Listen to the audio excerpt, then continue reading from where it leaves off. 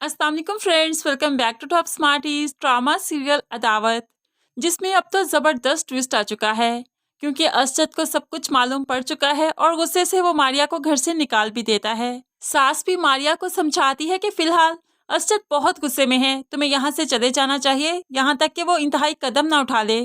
कुछ दिन तक इसका गुस्सा ठंडा होगा तो मैं खुद तुम्हें ले आऊंगी।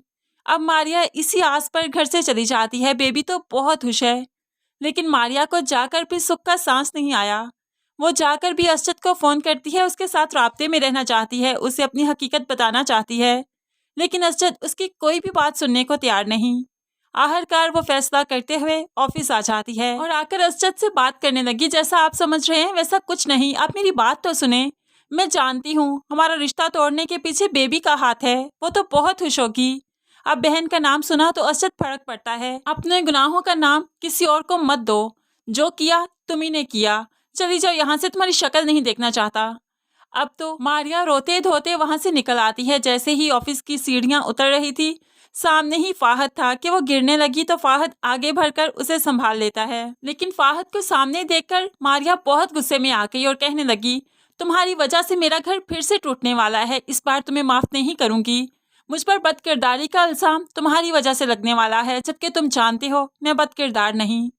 फाहद भी बहुत ही परेशान हो जाता है क्योंकि एक बार वो गलती कर चुका है, दोबारा गलती नहीं करना चाहता। मारिया की जिंदगी को दोबारा खतरे में नहीं डालना चाहता, इसलिए वो जाकर असद से बात करना चाहता है, उसे बताना चाहता है कि जो गलती उससे हुई वो असद ना करे। लेकिन असद फाहद की कोई बात नहीं सुनता, बल्कि कहने लगा, मैंने तो अपने ही घर में आस्तीन पाल रखा है, एक बीवी की शक्ल में और एक दोस्त की शक्ल में। फाहद चाहकर भी असद को इस टाइम कुछ नहीं समझा पा रहा क्योंकि असद शदीद गुस्से में है।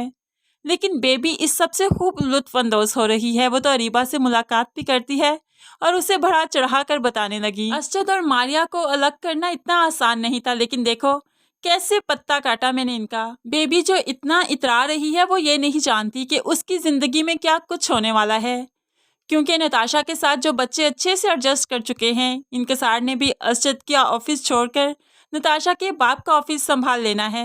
नताशा और इनकसार इन्हीं बच्चों के साथ अपनी अच्छी सी लाइफ स्टार्ट करेंगे और दूसरी तरफ जब बच्चा हो जाएगा तो असद भी अपना सारा गुस्सा भूल जाएगा, क्योंकि ना तो वो तब मारिया को छोड़ पाएगा और ना ही अपने बच्चे के बगैर रह पाएगा। ये बेबी और अरीबा मुंह की खाएंगी, इनका तो बहुत ही बुरा अंजाम होगा, क्योंकि किसी का बुरा चाहने वालों के साथ तो अच्छा कभी नहीं हो सकता।